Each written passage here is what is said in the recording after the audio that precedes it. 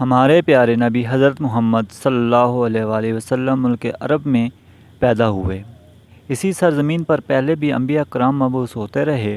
ہر نبی نے اپنے زمانے اور حالات کے مطابق شریعت کی باتیں بتائیں، لوگوں کو اللہ کی طرف بلایا، نیکی کی دعوت دی، برائی سے روکا۔ آخر میں ہمارے پیارے نبی حضرت محمد صلی اللہ علیہ وآلہ وسلم مبعوث ہوئے۔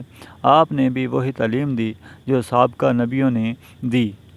ہمارے پیارے نبی حضور محمد صلی اللہ علیہ وآلہ وسلم 12 ربیع الاول بروز پیر صبح صادق کے وقت مکہ معظمہ میں پیدا ہوئے۔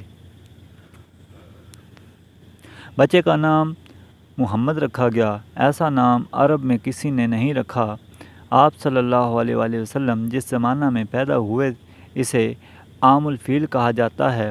فیل کے معنی ہاتھی کے ہیں۔ یمن کا بادشاہ ابرہہ کعبہ پر حملہ کرنے کی کسی غرض سے آیا تھا۔ فوج کے سپاہی ہاتھیوں پر سوار تھے۔ ابرہہ کا مقابلہ کسی نے نہیں کیا۔ خدا کا کرشمہ دیکھیے کہ اللہ نے ابرہہ کو پسپا کر دیا۔ اس کے بہت سے سپاہی ہلاک ہوئے۔ عرب میں دستور تھا کہ بچہ پیدا ہوتے ہی داعیہ کے حوالے کر دیا جاتا اور وہ اپنے گاؤں لے جا کر اپنی نگرانی میں پرورش کرتی۔ بچہ کھلی ہوا میں پرورش پاتا، تندرست و توانا رہتا، صاف ستھری زبان سیکھتا، زبان میں فصاحت و بلاغت بھی ہوتی۔ چنانچہ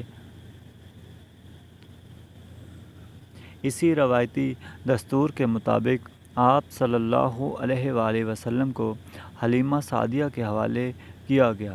جب آپ صلی اللہ علیہ وآلہ وسلم کی عمر 6 سال کی ہوئی تو حلیمہ سعدیہ آپ صلی اللہ علیہ وآلہ وسلم کو حضرت آمنہ کے پاس لے آئیں۔ کچھ عرصہ بعد حضرت آمنہ کا انتقال ہو گیا۔ ماں کی شفقت سے محروم ہونے کے بعد آپ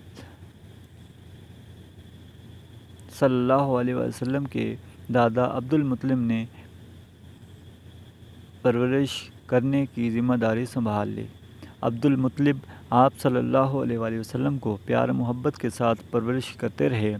2 سال کے بعد ان کی وفات ہو گئی تو آپ صلی اللہ علیہ وآلہ وسلم کے چچا ابو طالب نے آپ صلی اللہ علیہ وآلہ وسلم کو لے لیا۔ ہر طرح سے آپ صلی اللہ علیہ وآلہ وسلم کا خیال رکھا اور آپ صلی اللہ علیہ وآلہ وسلم کی نگرانی کرتے رہے۔ جب آپ صلی اللہ علیہ وآلہ وسلم کچھ سمجھدار ہوئے تو تجارتی سفر میں ابو طالب کے ساتھ جاتے تھے۔ آپ صلی اللہ علیہ وآلہ وسلم بکریاں بھی چراتے تھے، اپنے چاچا کے گلوں کی رکھوالی بھی کرتے اور چرانے کے لیے جنگل لے جاتے۔